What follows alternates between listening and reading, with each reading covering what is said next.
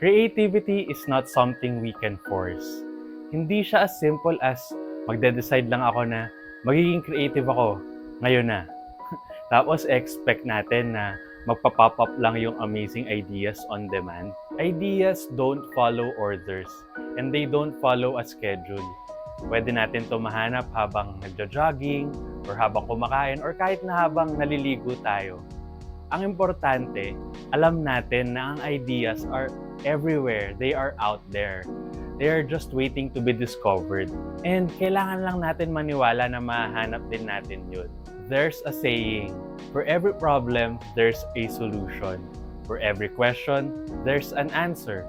Hindi pala yun totoo entirely. Kasi in reality, every problem can have hundreds of solutions.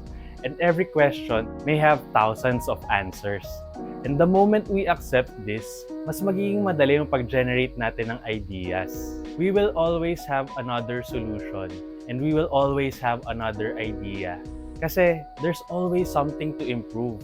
Magsa-stop lang tayo mag-progress when we start doubting ourselves. Our self-image shapes who we are and how we perform. Para ma-improve natin yung creative thinking natin, kailangan nating maayos yung tingin natin sa sarili natin. Importanteng factor to sa success natin. Pag inisip natin na failure tayo, mag-fail talaga tayo. Pero pagka naniwala tayo na successful tayo, mas malaki yung chance na magiging successful tayo. Pareho lang din to ng how ideation works. Yung tiwala, yung tingin natin sa sarili natin, this can determine our ability to come up with creative ideas. So, let's believe in our creativity. Tiwala lang na mahanap natin yung tamang ideas and when we do, present natin with confidence as great ideas. Kasi atin to, tayo yung nakaisip nito.